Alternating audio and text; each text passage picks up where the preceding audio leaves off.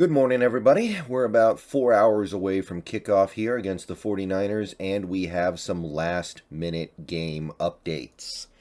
Well, not necessarily last minute. We learned this stuff yesterday, but let's go ahead and go over it anyway because it does matter. And it certainly affects this game in some capacity, especially given the thing that we learned very early this morning. First of all, we have two Seahawks who were labeled as questionable or doubtful for this upcoming game that are now labeled as out. They have been downgraded to out. First, we have Joey Blunt. That's not a particularly big deal because he was unlikely to play very much, if at all, anyway. And if he was going to play, it was probably special teams.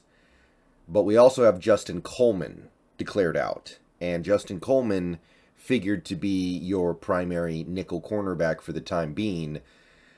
So that means we're looking at probably some Kobe Bryant and probably some Sidney Jones playing nickel. Or maybe we find some other way to shuffle things around to where you put, I guess, I don't know, Artie Burns. I guess we haven't declared Artie Burns out yet. Maybe he shifts to nickel. That's not really what he's done before. Do you move Michael Jackson over when he's already doing pretty well outside? I don't know exactly what we're going to do here, but we're not going to have Coleman, so we're going to have to figure it out.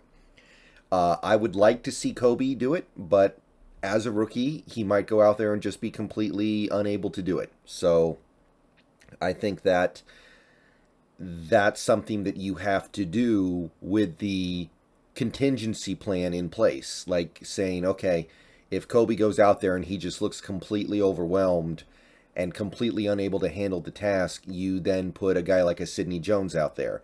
Now, Sidney played outside corner for us last year, so having him play at nickel is not ideal, but it may be what we need right now. At the end of the day, you do need a nickel cornerback to play. Most teams will force you to play the nickel corner a majority of the snaps. However, this Niners team, not necessarily the team that's going to do that. The Niners run a lot of 12 personnel. They don't put their wide receiver depth on the field all the time. They do a lot of two receiver sets with two tight ends. They're not necessarily going to force your nickel corner on the field constantly. So under normal circumstances, losing Coleman in a game like this might not be that big of a deal. However, with recent developments from the Niners, that may not be the case. Adam Schefter had this tweet very early this morning, basically detailing why the Niners may not be able to play their 12 personnel as much. George Kittle is, according to Adam Schefter, not expected to play. It hasn't been confirmed yet, to my knowledge, but as of right now, he is not expected to play, which, I mean, that makes sense. It was supposed to be a 3-week injury, so theoretically he was not supposed to be potentially able to play until week 4. He tried to hurry back, but with this game presumably having some bad weather, it makes sense they would hold him out. Now, that obviously cuts down the 49ers tight end room significantly, and it also takes away probably their best player on offense overall. So, because of that, are you going to see more 3 receiver sets? Are you going to see the Niners do things that might force us to play our nickel corner a little bit more? Maybe. It probably works to their benefit as well. Behind Kittle, the Niners have players that are not even in Kittle's universe, right? Kittle's the best tight end in the game, all around, great all around player. And the guys they have behind him, that one guy who had that one good year with the Bengals, he's an NFL veteran. I'm spacing on his name. But he's been around, but not much of a pass catcher, not much of a playmaker. He's no Kittle. So you might see, for instance, the SMU guy, Gray. I think, what's his name? Danny Gray? Maybe we see some Danny Gray. Jawan Johnson probably gets involved a little bit more now. So on the one hand, you might see our nickel corner, whoever it may be, Kobe or Sidney or whatever else, pressed into action a little bit more because the Niners have different personnel than what they usually have. But also, bigger than that, the Niners, if they don't have George Kittle, I think that flips this game.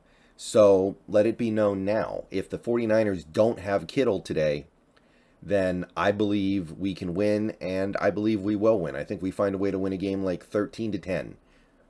I'm going to say we find a way to win a game like just ugly, running the ball a lot, defense, hard hitting, bad weather, da da da da da. You guys know the typical NFL cliches of a low scoring game, right? I think we're all pretty familiar with how that works in the NFL. So if Kittle's out, that really hamstrings what they can do on offense in every aspect. Kittle is a big influence on their running game and their passing game. So you look at that Niners team, what they're reduced to now is they have two really good tackles, they have two good receivers, and that's kind of it. Everything else is either not good or an unknown. But that's the big one right there. That is definitely the big one right there. I think with Kittle, they find a way to survive their very questionable interior offensive line. Kittle's presence helps Trey Lance a lot. I think that Kittle not being out there was a part of the reason why they had so many problems against the Bears. I think that with Kittle out there, you're not going to miss your receiver depth nearly as much. The Niners have lost some of their receiver depth in the last several years. Guys who were not great, but guys who you could depend on, like Bourne and Pettis. Not great players at all, but at least they had proven they could play a little bit and do something, and they didn't leave you just completely crossing your fingers every time you had to go to a 3 or 4 receiver set. So, yeah, I'm going to go ahead and put it out there right now. With no George Kittle, assuming he does not play, which, hey, Adam Schefter usually knows what's good, right? Adam Schefter's that dude. I think we find a way. I think we find a way to a weird, ugly win. I said 13 to 10.